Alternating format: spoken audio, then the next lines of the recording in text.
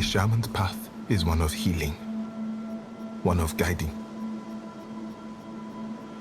Yet, how does a shaman perform his duties when he is the one in need of healing, of guiding? Baba, help me, Baba. I need you, Baba.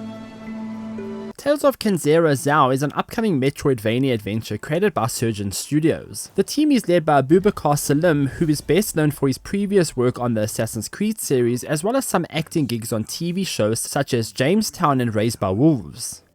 This is the road to Ikakaramba, home to the great spirit of the sky. That is our first destination. Love and support of a lot of people here, I'm going to take another big risk and I'm going to show you what we've been building. No, I'm going to offer you this game, a game from my old man. I hope you like it.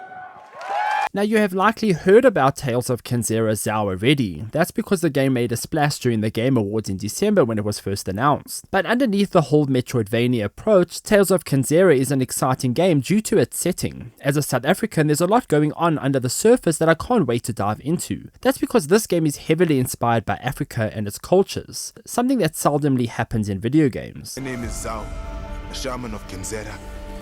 Here, I seek my father's return.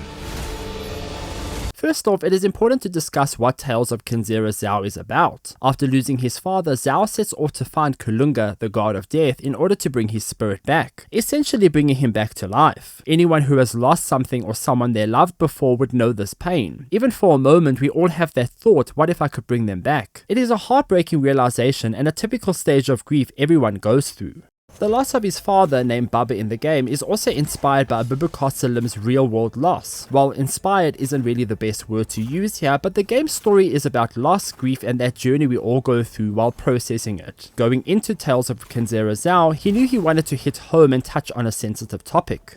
Throughout the game, we'll learn a little bit more about Zhao's grief and how exactly he lost Baba. Even in the demo I played, there are various lore drops which gave me insight into a sickness his Baba suffered before his passing. In those first weeks of the sickness, Zhao had never left his Baba's side. Of course, Kulunga isn't directly linked to any African god of death, but the African setting draws inspiration from various cultures on the continent. This goes for both the design of the world and the various tidbits of lore around the game. For example, the demo saw me find Bamba Stone, which was able to freeze water, letting me run across waterfalls and even across streams to reach new areas. Bamba Stone belonged to a shaman named Bamba who saved his village of Ikakaramba by throwing a stone from the highest peak at an incoming flood. The throw was so hard that it quelled the waters and saved his village. Sure, the story might sound a little far-fetched on paper, but it speaks volumes for the African culture and the folklore across the continent.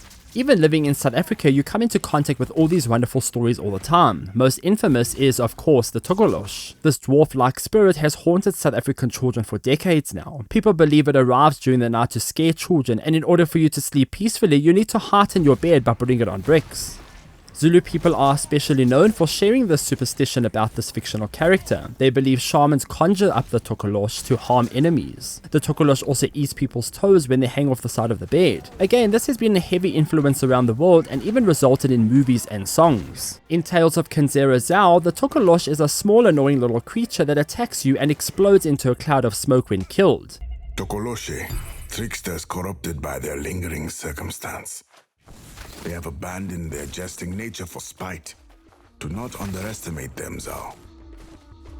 It isn't as deadly as, say, the fictional African creature, but it is pretty cool to have in the game. Again, it speaks volumes for what kind of experience we're in for when Tales of Kenzera Zhao releases. I personally can't wait to dive into all the fictional stories on offer here and explore the lore, which again will offer something wildly new in comparison to your everyday game.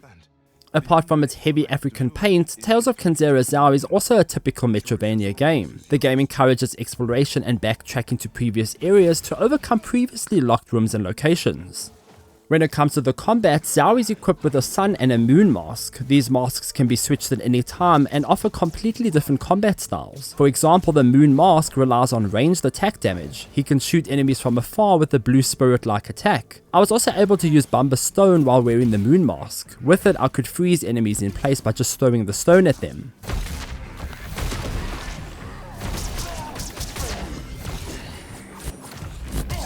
The Sun Mask, on the other hand, is a melee-focused attack style. It relies on close combat attacks, and its heavy attack can flip enemies up into the air. I was then able to switch between the two masks while in combat, meaning I could shoot, hit an enemy into the air, and quickly switch back to the Moon Mask to freeze them. A combo like that does require a lot of practice, but it was incredibly fun to pull off.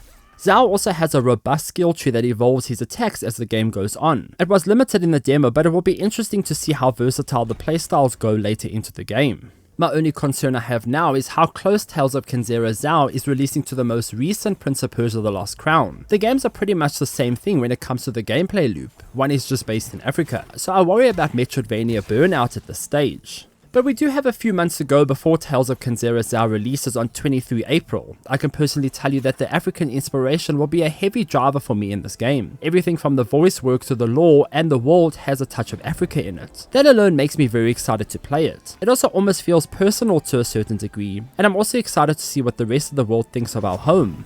You can get your hands on with Tales of Kenzera Zhao during the upcoming Steam Next Fest. The exact demo I played will be available to test out. I highly recommend giving it a go. The demo will be available from 5 February only on Steam, and it only lasts about an hour.